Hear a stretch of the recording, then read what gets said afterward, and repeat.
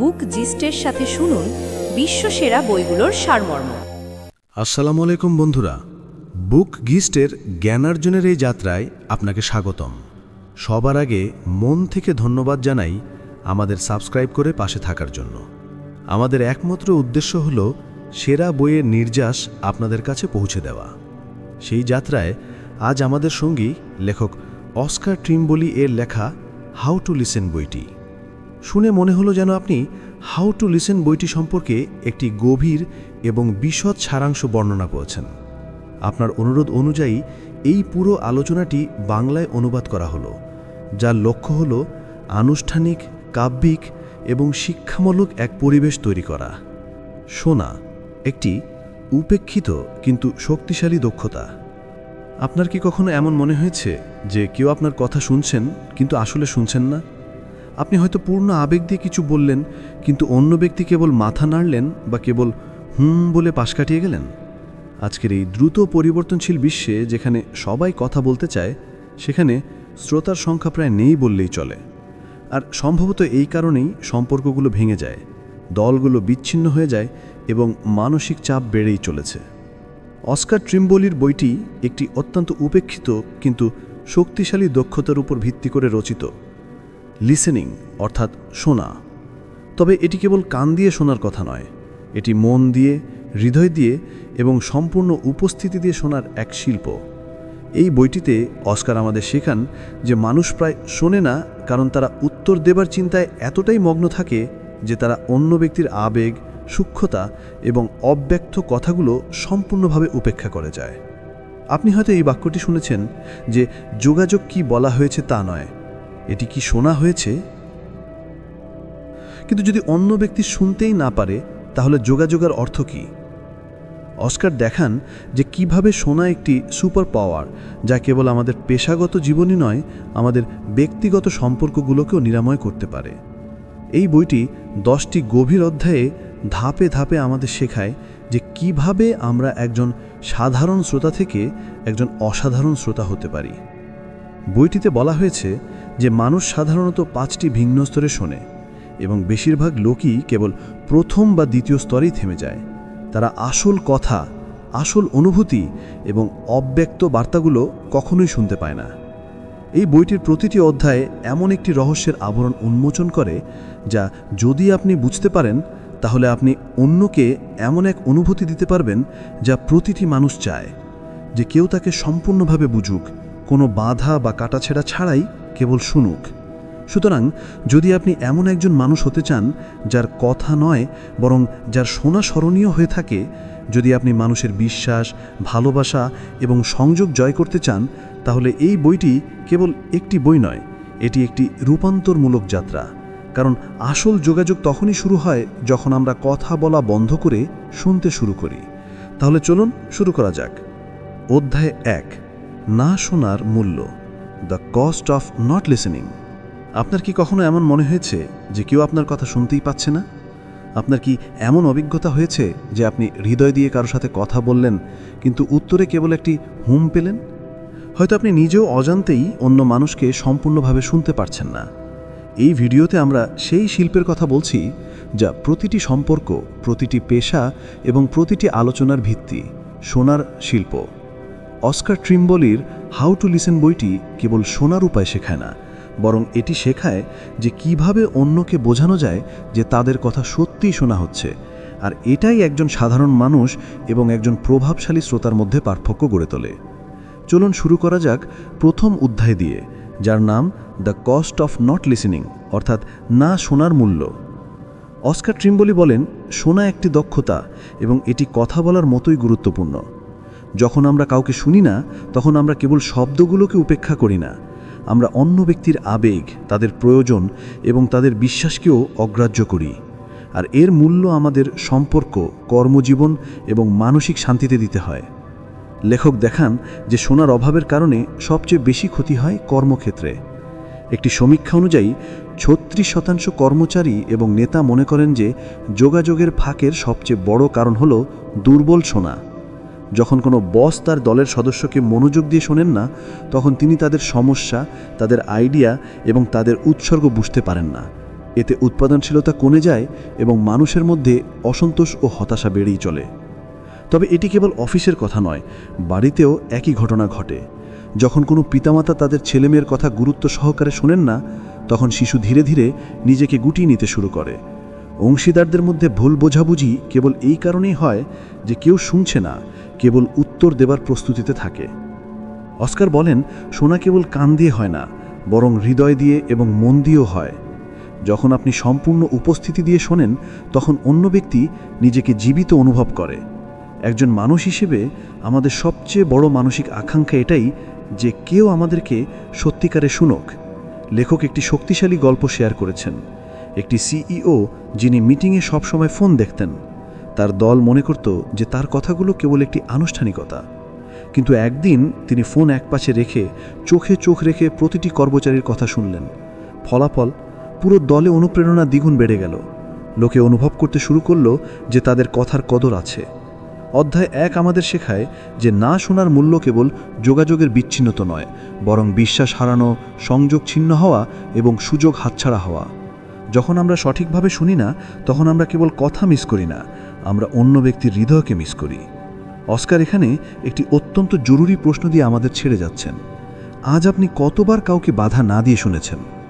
ভাবুন, আপনি কি আজ কাউকে নিজের উত্তর না ভেবেই শুনেছেন, নাকি কেবল অপেক্ষা করেছেন যে কখন তার কথা শেষ হবে এবং আপনি বলবেন? এটাই একজন গভীর শ্রোতা হওয়ার প্রথম পদক্ষেপ, নিজেকে সততার সাথে প্রশ্ন করা যে আমরা কি সত্যিই শুনি। অধ্যায় 2, শোনার 5টি স্তর, the 5 levels of listening. Oscar Trimble বলেন যে শোনা কোনো একরৈখিক প্রক্রিয়া নয়, বরং এর বিভিন্ন স্তর রয়েছে। বেশিরভাগ মানুষ কেবল উপরিভাগে শোনে, কিন্তু প্রভাবশালী ব্যক্তিরা লেখক কর্তৃক বিস্তারিতভাবে ব্যাখ্যা করা যে 5টি স্তর রয়েছে, সেই 5টি স্তরে শোনেন। এই অধ্যায়টি আমাদের শেখায় যে যদি আমরা আমাদের সম্পর্ক, কথোপকথন এবং জীবনের মান উন্নত করতে চাই, তাহলে আমাদের এই 5টি স্তর বুঝতে হবে এবং গ্রহণ করতে হবে। প্রথম স্তর, নিজেকে শোনা, লিসনিং টু ইয়োরসেলফ। প্রথমত আপনাকে নিজের ভেতরের কণ্ঠস্বর শুনতে শিখতে হবে। যখন আমরা ভেতর থেকে শান্ত থাকি না, যখন আমাদের মনে চিন্তার কোলাহল থাকে, তখন আমরা অন্য কারো কথা শুনতে পারি না। লেখক বলেন যে যখন আপনি কারো সাথে কথা বলছেন, তখন প্রথমে আপনাকে আপনার ভেতরের বিক্ষিপ্ততাগুলোকে শান্ত করতে হবে। যেমন, আমি এখন কি বলবো, এই লোকটি কি আমাকে পছন্দ করে, আমাকে স্মার্ট দেখাচ্ছে? এই চিন্তাগুলো যদি চলতে থাকে, তাহলে আপনি অন্য ব্যক্তির কথায় নিজেকে হারিয়ে ফেলতে পারবেন না। দ্বিতীয় স্তর, বিষয়বস্তু শোনা, লিসনিং টু দ্য কন্টেন্ট। অর্থাৎ অন্য ব্যক্তি যে শব্দগুলো বলছে, বেশিরভাগ মানুষ এই স্তরেই থেমে যায়। আমরা কেবল শব্দগুলো শুনি, কিন্তু তার গভীরে লুকিয়ে থাকা আবেগ বা উদ্দেশ্য ধরতে পারি না। অস্কার বলেন যে শব্দগুলো কেবল একটি বরফখণ্ডের উপরের অংশের মতো, আসল কথা জলের নিচে থাকে। তৃতীয় স্তর, প্রেক্ষাপট শোনা, লিসনিং ফর কনটেক্সট। অর্থাৎ সেই ব্যক্তির পরিস্থিতি, সংস্কৃতি এবং জীবনের অভিজ্ঞতা বুঝে তার কথা শোনা। উদাহরণস্বরূপ, যদি কোনো ব্যক্তি গ্রাম থেকে শহরে এসে আপনার সাথে কোনো উদ্বেগ শেয়ার করে, তাহলে তার পেছনের চিন্তা, লালন পালন এবং সীমাবদ্ধতা না বুঝে আপনি তাকে সঠিকভাবে শুনতে পারবেন না। চতুর্থ স্তর, অব্যক্ত কথা শোনা, লিসনিং ফর দ্য আনসেড। অর্থাৎ যে কথাগুলো ব্যক্তি বলছে না তা বোঝা। অনেক সময় মানুষ সব কথা শব্দ প্রকাশ করতে পারে না, কিন্তু তাদের হাবভাব, বিরতি এবং নীরবতা অনেক কিছু বলে দেয়। একটা গভীর শোনার শিল্প সেখানেই বিকশিত হয় যখন আপনি সেই কথাও শুনতে পান যা বলা হয়নি। ট্রিম্বলি বলেন যে নীরবতাও একটি উত্তর হয়, কখনো অস্বস্তির, কখনো ভয়ের, কখনো চিন্তার, এবং একজন ভালো শ্রোতা এটিও শোনে। পঞ্চম এবং শেষ স্তর, অর্থ শোনা, লিসনিং ফর মিনিং। এর অর্থ হলো আপনি অন্য ব্যক্তির কথার পেছনের আবেগ, উদ্দেশ্য এবং গভীরতা বোঝার চেষ্টা করুন। এটি এমন একটি অবস্থা যেখানে আপনি আপনার প্রশ্নের মাধ্যমে অন্য ব্যক্তির স্পষ্টতাও বাড়ান। আপনি কেবল শোনেন না, বরং তাদের নিজেকে আরও ভালোভাবে বুঝতে সাহায্য করেন। অস্কার বলেন যে যখন একজন মানুষ এই 5টি স্তরে শুনতে শিখে যায়, তখন তার প্রভাব নিজে থেকেই বেড়ে যায়। সে আরও বেশি সংযুক্ত হয়, আরও বেশি বোঝে এবং অন্য ব্যক্তিও আরও খোলামেলাভাবে কথা বলে। লেখক একটি আকর্ষণীয় উদাহরণ শেয়ার করেছেন। একজন সেলস ম্যানেজার যখন অব্যক্ত এবং প্রেক্ষাপটের স্তরে শুনতে শুরু করলেন, তখন তার বিক্রি 30% বেড়ে গেল, কারণ এখন তিনি গ্রাহকের আসল প্রয়োজন বুঝতে পারছিলেন, কেবল পণ্যের বিশেষত্বগুলো বর্ণনা করছিলেন না। অধ্যায় 2-এর মূল বার্তা এটাই: যদি আপনি কেবল শব্দ শুনছেন, তাহলে আপনি অর্ধেক আলোচনা মিস করছেন, কিন্তু যদি আপনি ব্যক্তির পুরো অস্তিত্ব শুনছেন, তাহলে আপনি একজন সত্যিকারের শ্রোতা। অস্কার আমাদের একটি অনুশীলন করার জন্য বলেন। পরের বার যখন আপনি কারো সাথে কথা বলবেন, তখন নিজেকে জিজ্ঞাসা করুন, আমি কি কেবল শব্দ শুনছি নাকি আবেগও? আমি কি আমার ভেতরের কণ্ঠস্বরকে শান্ত করেছি? আমি কি সেই ব্যক্তির প্রেক্ষাপট বুঝতে পারছি? এই প্রশ্নগুলো আমাদের ধীরে ধীরে একজন গভীর শ্রোতার দিকে নিয়ে যায়, যে কেবল শোনে না, বরং বোঝেও। অধ্যায় 3, শোনার বাধাগুলো, barriers two listening. Oscar Trimble এই অধ্যায়ে আমাদের সেই অদৃশ্য দেওয়ালগুলোর কথা বলেন, যা আমাদের শোনার ক্ষমতাকে সীমিত করে দেয়। আমরা ভাবি যে আমরা ভালো শ্রোতা, কিন্তু অনেক সময় অজান্তেই আমরা অন্যদের সম্পূর্ণভাবে শুনতে ব্যর্থ হই। এবং এর কারণ হলো শোনার পথে আসা বাধাগুলো, যা ভেতর থেকে এবং বাইরে থেকে উভয় প্রকারের হয়। 1. মনোযোগের অভাব, ডিস্ট্র্যাকশন। প্রথম বাধা হলো মনোযোগের অভাব। আজকের যুগে মনোযোগের বিভ্রান্ত হলো সবচেয়ে বড় শত্রু। মোবাইল, ইমেল, নোটিফিকেশন, পেছনে চলতে থাকা কথা, এই সব আমাদের এতটাই জড়িয়ে ফেলে যে আমরা অন্যকে কেবল দেখি, শুনি না। অস্কার বলেন যে শোনার অভিনয় আসল শোনার চেয়ে অনেক বেশি বিপজ্জনক, কারণ এতে অন্য ব্যক্তি মনে করে যে তার কথার কোনো অর্থই নেই। 2. বিচার, জাজমেন্ট। দ্বিতীয় বাধা হলো দ্রুত সিদ্ধান্তে পৌঁছে যাওয়া। যেই কেউ কথা বলে, আমাদের মন তার শব্দগুলোকে শ্রেণীবদ্ধ করা শুরু করে দেয়। এটা তো আগেও বলা হয়েছে, এই লোকটা কি জানে, এই কথাটা ভুল। যখন আমরা বিচারমূলক অবস্থায় চলে যাই, তখন আমরা নিজেদের মতামত তৈরি করতে ব্যস্ত হয়ে পড়ি, এবং অন্য ব্যক্তি কি বলছে তা আমরা শুনতেই পাই না। শোনা তখনই হয় যখন আপনি নিরপেক্ষ থাকেন, খোলা মনের হন। 3. অনুমান, অ্যাজাম্পশনস। তৃতীয় বাধা হলো আগে থেকে অনুমান করা। অনেক সময় আমরা কাউকে সম্পূর্ণভাবে শোনার আগেই ভেবে নেই যে অন্য ব্যক্তি কি বলবে। যেই সে কথা বলতে শুরু করে, আমাদের মন স্ক্রিপ্ট তৈরি করে ফেলে, এটা আমি জানি, এরপর কি বলবে। এই ধরনের মনোভাব আলোচনার গভীরতা শেষ করে দেয়। লেখক বলেন যে শোনা শুরু হয় যখন অনুমান শেষ হয়। 4. অহংকার, ইগো। চতুর্থ বাধা হলো অহংকার। অনেক সময় আমরা নিজেদের এতটাই সঠিক এবং বুদ্ধিমান মনে করি যে আমাদের মনে হয় অন্যের কথা শোনার দরকারই নেই। এই অহংকার আমাদের বিচ্ছিন্ন করে দেয়। অস্কার বলেন যে যে ব্যক্তি নিজেকে সবচেয়ে জ্ঞানী মনে করে, সে প্রায়শই সবচেয়ে কম শোনে। 5. ভয়, ফিয়ার। পঞ্চম বাধা হলো ভয়। অনেক সময় আমরা অন্যকে এই কারণে শুনি না, কারণ আমাদের ভয় থাকে যে আমাদের অপ্রিয় সত্যের মুখোমুখি হতে হবে, যেমন কোনো বন্ধুর মতামত, কোনো সম্পর্কের তিক্ত কথা বা কোনো কর্মচারীর হতাশা। যখন আমরা ভয়ের কারণে এড়িয়ে যাই, তখন আমরা শোনার থেকে পালিয়ে যাই, কিন্তু পালানোতে সমস্যার সমাধান হয় না, বরং বাড়ে। 6. ভেতরের কথোপকথন। ষষ্ঠ এবং অত্যন্ত সূক্ষ্ম বাধা হল ভেতরের কোলাহল। যখন কেউ আমাদের সাথে কথা বলছে, ঠিক সেই সময়ে আমাদের মনেও একটি কথোপকথন চলতে থাকে। এখন কি উত্তর দেব? এর আগে সে এটা বলেছিল, আমার এটা বলা উচিত হয়নি। এই ভেতরের কথোপকথন আমাদের বাইরের কথা থেকে বিচ্ছিন্ন করে দেয়।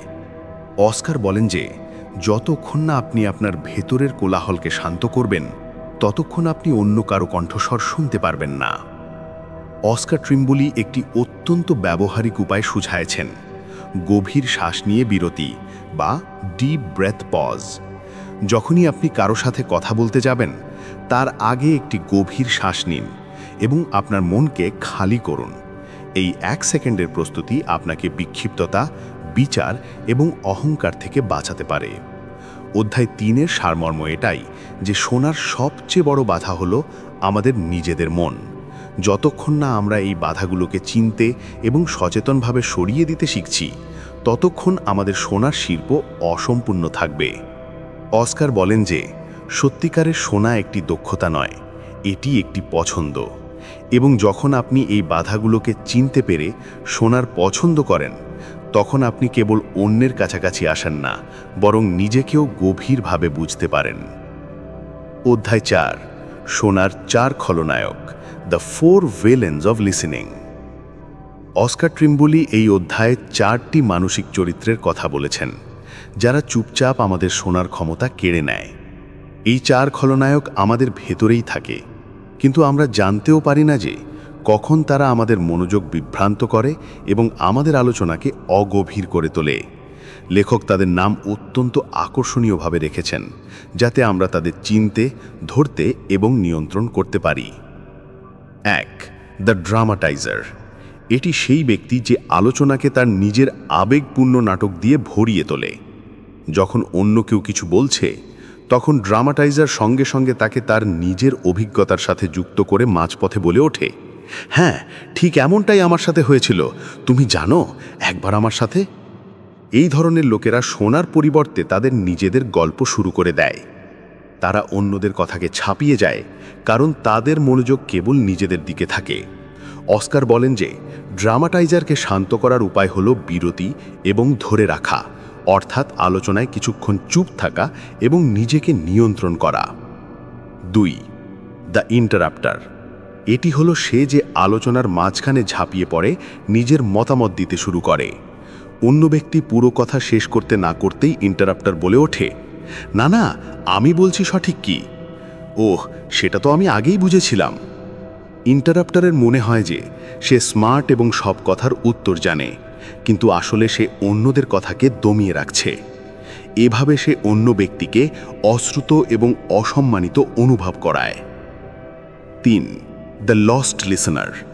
এটি সেই ব্যক্তি যার শরীর তো সামনে আছে কিন্তু মন অন্য কোথাও। যেমন আপনি কাউকে কিছু বলছেন এবং সে মাথা নাড়ছে, কিন্তু তার চোখ ফোনে বা তার অভিব্যক্তি শূন্য। সে উত্তর দেবে কিন্তু বিচ্ছিন্ন হয়ে।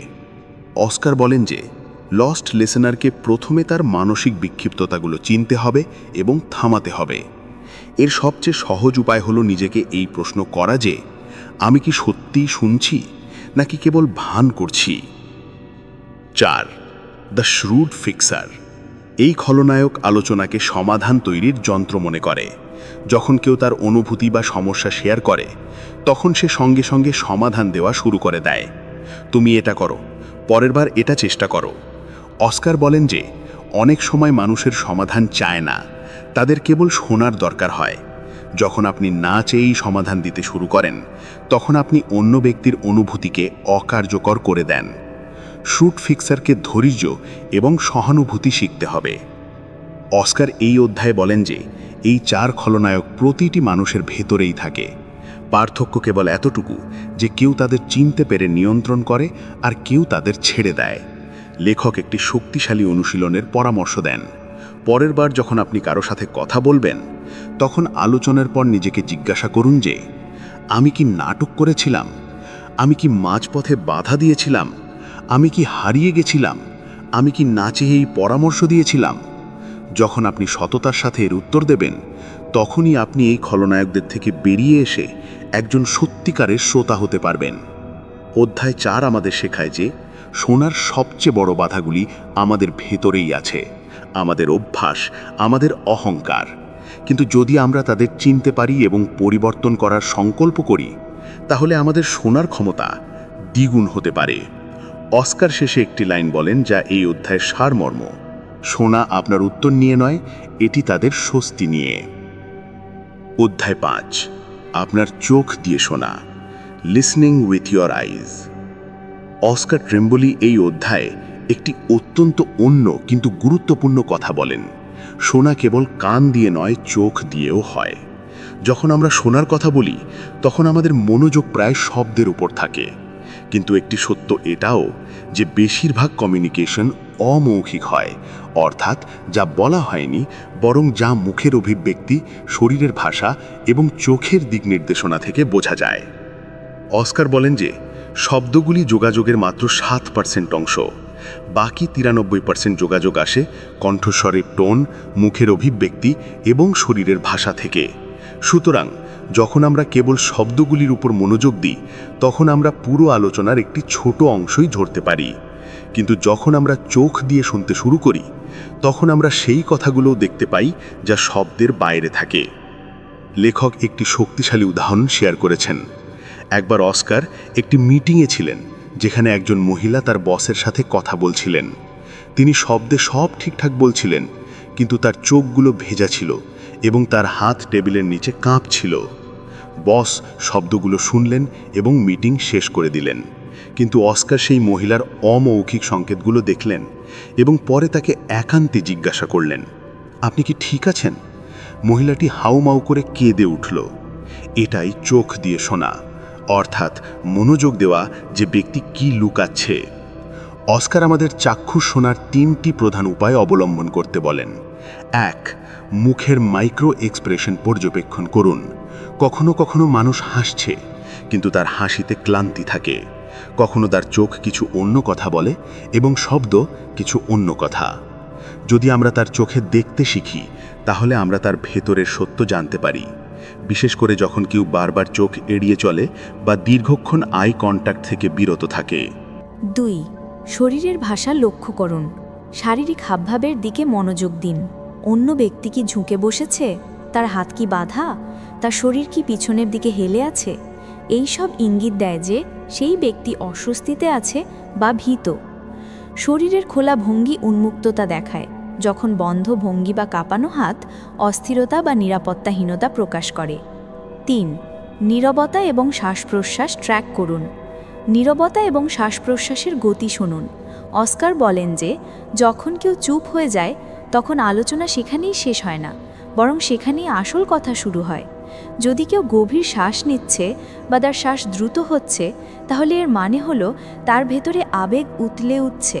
সেই নীরবতাকে অনুমতি দেওয়া এবং তাকে বাধা না দেওয়া একজন গভীর শ্রোতার লক্ষণ। লেখক বলেন যে চোখ দিয়ে শুনতে শেখার জন্য আমাদের একটি নতুন অভ্যাস তৈরি করতে হবে। প্রতিক্রিয়া দেওয়ার আগে পর্যবেক্ষণ করুন।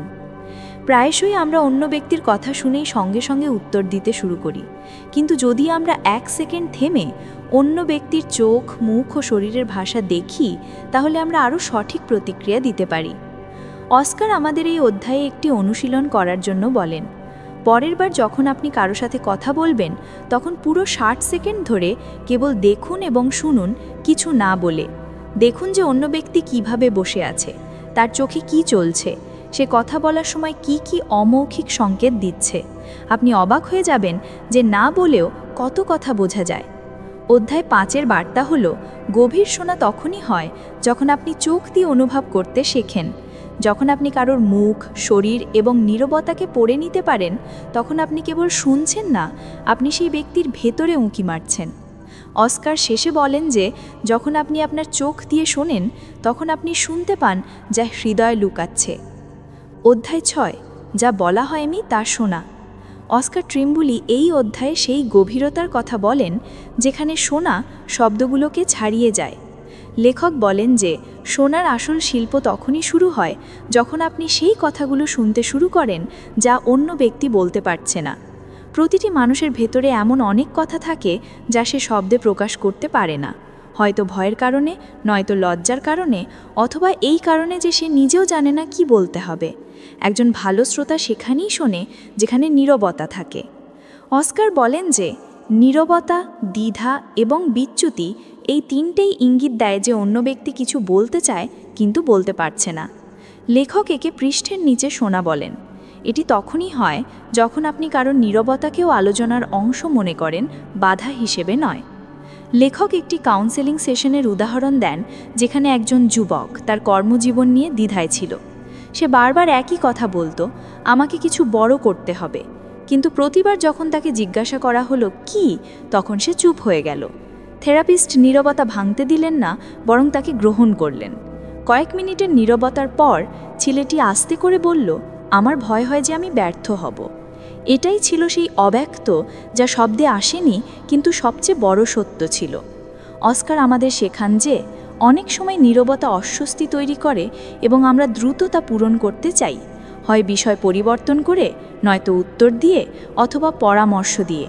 কিন্তু এই মুহূর্তগুলোতেই আমাদের থেমে যাওয়া উচিত। যদি আমরা অন্য ব্যক্তিকে এই স্থান দিই, তাহলে সে তার ভেতরে সত্যকে বাইরে আনতে শুরু করে। এই অধ্যায়ে আরেকটি গুরুত্বপূর্ণ ধারণা হলো প্রতিফলিত শোনা। যখন আমরা অন্য ব্যক্তির কথাগুলো পুনরাবৃত্তি করে বা সংক্ষিপ্ত করে আবার বলি, তুমি বলতে চাচ্ছ যে তুমি ক্লান্ত হয়ে গেছো, তখন অন্য ব্যক্তি নিজেকে যাচাই করা অনুভব করে এবং সে খোলামেলাভাবে তার ভেতরের কথা বলতে শুরু করে। অস্কার এই স্তরকে আবেগ শোনাও বলেন, অর্থাৎ শব্দগুলো অন্য কিছু বলছে কিন্তু অনুভূতিগুলো অন্য কিছু জানাচ্ছে। যেমন কেউ বলে আমি ঠিক আছি, কিন্তু তার কণ্ঠস্বর নিচু হয়, তার চোখ নিভে থাকে এবং তার শরীর নুয়ে থাকে, তাহলে একজন গভীর শ্রোতা সেখানেই ধরে ফেলে যা বলা হয়নি। এই অধ্যায়ে অস্কার একটি সহজ কিন্তু গভীর প্রশ্ন শেয়ার করেন, আর কি আছে যা আপনি বলতে চান কিন্তু থেমে যাচ্ছেন? এই প্রশ্নটি সরাসরি হৃদয়ে পৌঁছায় এবং অন্য ব্যক্তিকে তাকে খোলার সুযোগ দেয় যা সে লুকাচ্ছিল। অধ্যায় 6-এর সারমর্ম এটাই, নীরবতা শূন্য নয়, এটি অর্থে পূর্ণ। যখন আমরা থামতে, দেখতে এবং অপেক্ষা করতে শিখে যাই, তখনই আমরা সেই স্তরে শুনতে শুরু করি যেখানে আবেগ এবং সত্য লুকিয়ে থাকে। অস্কার শেষে একটি অনুশীলন প্রস্তাব করেন। পরের বার যখন আপনি কারো সাথে কথা বলবেন এবং সে চুপ হয়ে যাবে, তখন তাকে ভাঙবেন না, কেবল সেখানে থাকুন। কখনো কখনো নীরবতাই সবচেয়ে বেশি কথা বলে। অধ্যায় 7, বিক্ষিপ্ত মনে শোনা। অস্কার ট্রিম্বলি এই অধ্যায়ে সেই কঠিন বাস্তবতার মুখোমুখি করান যার মধ্য দিয়ে আমরা সবাই যাই। আমরা শুনি বটে, কিন্তু বিক্ষিপ্ত মন নিয়ে। আজকের এই দ্রুত গতিশীল এবং প্রযুক্তিপূর্ণ বিশ্বে আমাদের সবচেয়ে মূল্যবান জিনিস হয়ে দাঁড়িয়েছে মনোযোগ, এবং এই মনোযোগই প্রথমে শোনার আসল শিল্পকে প্রভাবিত করে। এই অধ্যায়ে আমরা শেখান যে কিভাবে বিক্ষিপ্ততা চিনতে হবে এবং তারপর কিভাবে সেটা সামলে একজন সচেতন শ্রোতা হয়ে ওঠা যায়। অস্কারের মতে বিক্ষিপ্ততা 2 প্রকারের হয়, অভ্যন্তরীণ এবং বাহ্যিক। বাহ্যিক বিক্ষিপ্ততাগুলোর মধ্যে আছে মোবাইলের রিংটোন, কোনো কক্ষে চলতে থাকা কথোপকথন, স্ক্রিনে ফ্ল্যাশ হওয়া নোটিফিকেশন অথবা আপনার পাশ দিয়ে যাওয়া কোনো কোলাহল। কিন্তু সবচেয়ে বিপজ্জনক বিক্ষিপ্ততা হলো ভেতরেরটা, যেমন দুশ্চিন্তা, ক্লান্তি, নিজের মতামত বা আমার পালা কখন আসবে এমন চিন্তা। লেখক একটি কর্পোরেট মিটিংয়ের উদাহরণ দেন, একজন সিনিয়র ম্যানেজার যিনি মিটিংয়ে শারীরিকভাবে উপস্থিত ছিলেন কিন্তু মানসিকভাবে পরবর্তী উপস্থাপনার পরিকল্পনা করছিলেন। টিম মতামত দিল, কিন্তু তার একটি শব্দ মনে ছিল না। পরে যখন তাকে জিজ্ঞাসা করা হলো, তখন তিনি বললেন, আমি সেখানে ছিলাম, কিন্তু আমি সেখানে ছিলাম না। এটাই হলো বিক্ষিপ্ততার প্রভাব। আপনি উপস্থিত থাকেন বটে, কিন্তু আসলে থাকেন না। অস্কার এই সমস্যা মোকাবেলায় কিছু বিশেষ কৌশলের পরামর্শ দেন। শোনার আচার তৈরি করুন। যখন আপনি কারো সাথে গভীর আলোচনা করতে যাচ্ছেন, তখন একটি ছোট আচার তৈরি করুন, যেমন ফোন সাইলেন্ট করে উল্টা করে রাখা, গভীর শ্বাস নেওয়া এবং নিজেকে বলা, এখন আমি সম্পূর্ণরূপে এই ব্যক্তির জন্য উপস্থিত আছি। এই ছোট ছোট সংকেতগুলো মনকে বর্তমান অবস্থায় নিয়ে আসে। শোনার প্রস্তুতি অনুশীলন করুন। শোনার আগে নিজেকে প্রস্তুত করা জরুরি। অস্কার বলেন যে একজন ক্রীড়াবিদ যেমন ওয়ার্ম আপ করেন, তেমনি একজন শ্রোতাকেও আলোচনার আগে তার মানসিক অবস্থাকে শান্ত করতে হয়। যদি আপনি ক্লান্ত, বিরক্ত বা ভেতর থেকে অস্থির থাকেন, তাহলে ভালো হয় যে আপনি অন্য ব্যক্তিকে সততার সাথে বলুন, আমরা কি এই আলোচনাটি কিছুক্ষণ পরে করতে পারি? আমি চাই যে আমি আপনাকে সম্পূর্ণরূপে শুনি। এই সততা অন্য ব্যক্তির মধ্যে বিশ্বাস এবং সম্মান তৈরি করে। বিক্ষিপ্ততাকে স্বীকার করুন, লুকাবেন না। যদি আলোচনার মাঝখানে আপনার মনোযোগ বিভ্রান্ত হয়, তাহলে তা লুকোনোর পরিবর্তে স্বীকার করা অনেক বেশি কার্যকর হয়। আপনি বলতে পারেন, ক্ষমা করুন, এই মুহূর্তে আমার মনোযোগ কিছুক্ষণ বিচলিত হয়েছিল, আপনি কি আবার বলতে পারেন? এই সততা অন্য ব্যক্তির মধ্যে বিশ্বাস এবং সম্মান তৈরি করে। নীরবতাকে পুনরায় মনোযোগের জন্য ব্যবহার করুন। যদি আপনি অনুভব করেন যে আলোচনায় আপনার মনোযোগ সরে যাচ্ছে, তাহলে কয়েক সেকেন্ড চুপ থাকুন, চোখ বন্ধ করুন বা গভীর শ্বাস নিন। এটি আপনাকে আবার বর্তমান মুহূর্তে ফিরিয়ে আনতে পারে। অস্কার এই অধ্যায়ে এটিও বলেন যে মাল্টিটাস্কিং একটি ভ্রম, বিশেষ করে যখন শোনার কথা আসে। অনেক লোক মনে করেন যে তারা একই সাথে ইমেল পড়তে পারেন এবং কারো কথাও শুনতে পারেন, কিন্তু সত্য হলো, যখন আপনি মনোযোগ ভাগ করে দেন, তখন কোনো কিছুই গভীরভাবে হয় না। শোনার গভীরতা চায় এবং তা ততক্ষণ আসতে পারে না যতক্ষণ আপনার মনোযোগ বিভক্ত থাকে। অধ্যায় 7-এর বার্তা এটাই যে বিক্ষিপ্ততা শোনার শত্রু নয়, বিক্ষিপ্ততার প্রতি অসচেতনতাই শত্রু। যখন আপনি বিক্ষিপ্ততাকে চিনতে পারেন এবং সচেতনভাবে তাকে কমিয়ে দেন, তখনই আপনি ধীরে ধীরে একজন মনোযোগী এবং প্রভাবশালী শ্রোতা হয়ে ওঠেন। অস্কার শেষে একটি বিশেষ কথা বলেন, যখন আপনি কাউকে বিক্ষিপ্ততা ছাড়া শোনেন, তখন আপনি তাদের সেই দুর্লভ বিলাসিতা দেন যা আজকের পৃথিবীতে প্রায় বিলুপ্ত হয়ে গেছে, সম্পূর্ণরূপে শোনা যাওয়া। অধ্যায় ৮, অব্যক্ত কথা শোনা শিখুন। অস্কার ট্রিম্বলি এই অধ্যায়ে একটি অত্যন্ত শক্তিশালী কথা বলেন। সর্বদা শব্দগুলোকে আঁকড়ে ধরবেন না, বরং সেই নীরবতাগুলোকে শুনুন যা ব্যক্তি বলতে পারছে না। বেশিরভাগ মানুষ শোনে যা বলা হচ্ছে, কিন্তু মহান শ্রোতা তারাই যারা যা বলা হচ্ছে না তাও অনুভব করতে পারে। প্রধান বিষয়বস্তু হল নীরবতাও একটি উত্তর। Silence is also an answer.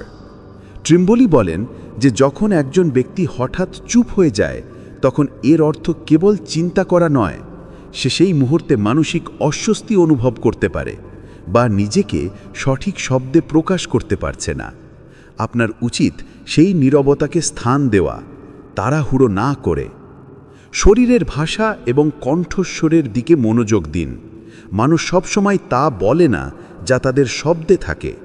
যদি কেউ বলে আমি ঠিক আছি, কিন্তু তার কণ্ঠস্বর নিচু হয়, চোখ ঝুঁকে থাকে বা কাঁধ নুয়ে থাকে, তাহলে সেটি একটি ইঙ্গিত যে সে হয়তো ঠিক নেই। প্রশ্ন দিয়ে বোঝা বাড়ান, কিন্তু সমাধান দেবেন না। যদি কেউ কিছু না বলে, তাহলে আপনার জিজ্ঞাসা করা উচিত, তুমি কি কিছু বলতে চাও কিন্তু শব্দ খুঁজে পাচ্ছ না? বা আমি কি তোমাকে আরও সময় দেব বলার আগে? এই ধরনের প্রশ্ন অন্য ব্যক্তিকে খোলার সুযোগ দেয়। 3টে স্তরে শুনুন। ট্রিম্বলির মতে শোনার 3টে স্তর থাকে, যা বলা হয়েছে, যা অনুভব করা হয়েছে এবং যা লুকানো আছে। একজন গভীর শ্রোতা এই 3টেই ধরতে পারদর্শী হয়। শোনা মানে নীরবতার প্রতি সম্মান জানানো।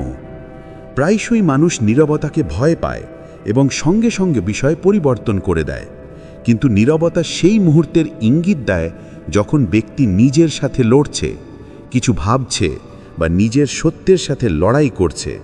আপনার উচিত সেই নীরবতা ভাঙা নয়, বরং সেই নীরবতার সাথে উপস্থিত থাকা।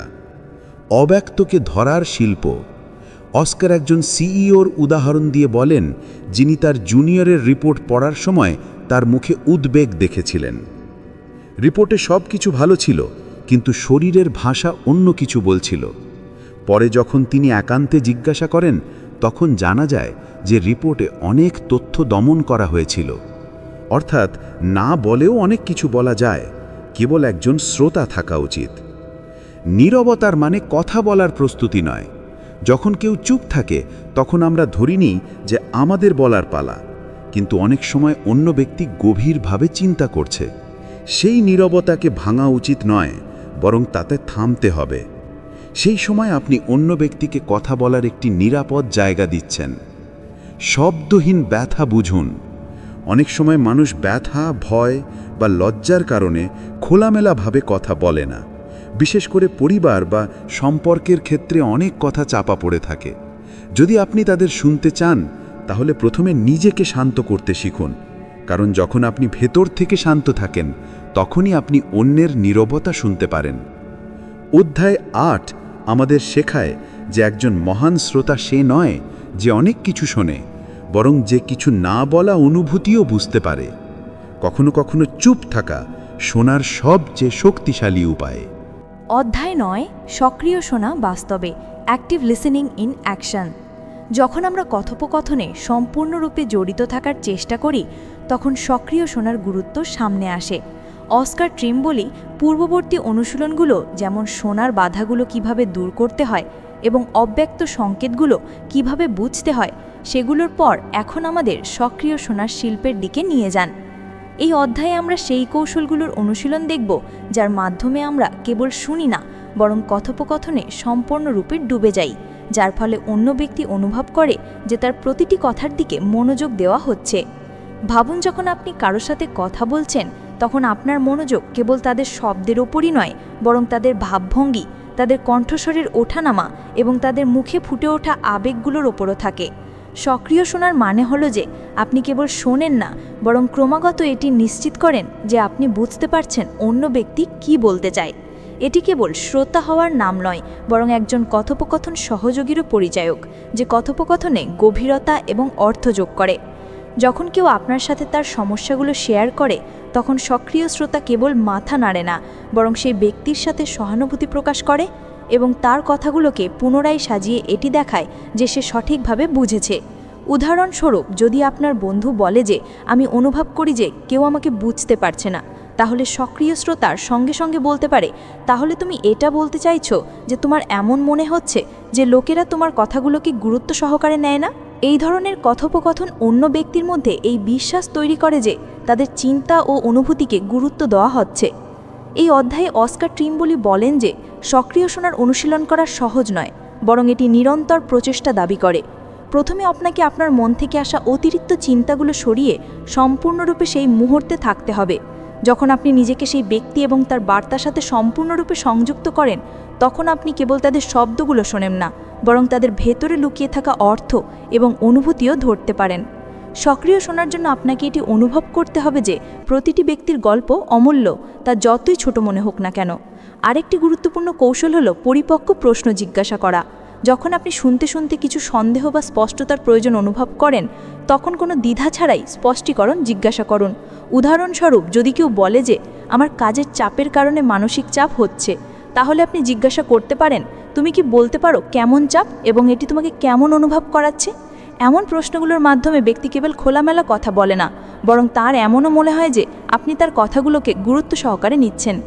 সক্রিয় শোনার আরেকটি গুরুত্বপূর্ণ অংশ হলো সাধারণ বোধগম্যতার সাথে নিশ্চিতকরণ। এর অর্থ হলো আপনি যা শুনেছেন তা আপনার নিজের ভাষায় পুনরাবৃত্তি করা, যাতে অন্য ব্যক্তি নিশ্চিত করতে পারে যে সঠিক বার্তা তাকে পৌঁছেছে। উদাহরণস্বরূপ, যেমন, তাহলে তুমি যা বলছো তার মানে হলো যে তুমি চাকরি পরিবর্তনের আগে অনেক দুশ্চিন্তা অনুভব করছো। এমনটা করলে ভুল বোঝাবুঝি দূর হয় এবং কথোপকথনে স্পষ্টতা আসে। সক্রিয় শোনার অনুশীলন করার জন্য আমাদের নিজেদের মধ্যে একটি পরিবর্তন আনতে হবে। আমাদের শারীরিক ভাষা এবং চোখের যোগাযোগের দিকেও মনোযোগ দিতে হবে। যখন আমরা অন্য ব্যক্তির চোখে দেখি এবং তাদের সাথে কথোপকথন করি, তখন এটি ইঙ্গিত দেয় যে আমরা সম্পূর্ণরূপে উপস্থিত আছি। এই সময় আমাদের ভঙ্গিমাও খোলা এবং আমন্ত্রণমূলক হওয়া উচিত, যাতে অন্য ব্যক্তির মনে হয় যে তারা কোনো দ্বিধা ছাড়াই তাদের কথা রাখতে পারেন। যদি আপনি আপনার মোবাইল বা অন্যান্য জিনিস থেকে মনোযোগ না সরান, তাহলে এটি সেই ব্যক্তির প্রতি অসম্মানের লক্ষণ হতে পারে। একবার আমি দেখলাম যে একজন ব্যক্তি সম্পূর্ণরূপে সক্রিয় শোনায় কতটা পারদর্শী ছিল। সে তার সঙ্গীর প্রতিটি কথার প্রতি শ্রদ্ধার সাথে প্রতিক্রিয়া দিত, নিজের মনে আগে থেকে প্রস্তুত কোনো উত্তর না দিয়েই। যখন কারো কথার সময় সে মাথা নাড়ত, কখনো হাসত এবং কখনো তার চিন্তাগুলোকে সামলানোর জন্য এক মুহূর্তের জন্য থামত, তখন এমন মনে হতো যে অন্য ব্যক্তি সত্যিই তার অনুভূতিগুলোকে শেয়ার করছে। এই ধরনের অভিজ্ঞতা কেবল কথোপকথনে গভীরতা আনে না, বরং সম্পর্কগুলোকেও মজবুত করে। অধ্যায় 10, নেতৃত্ব দানের এক সুপার পাওয়ার হিসাবে শোনা। অনেক লোকে মনে করে যে একজন নেতার সবচেয়ে বড় গুণ হলো কথা বলার শিল্প, কিন্তু অস্কার ট্রিম্বলি এই ধারণা চ্যালেঞ্জ করেন। তার মতে, একজন সত্যিকারের নেতা সে যে শোনায় পারদর্শী হয়।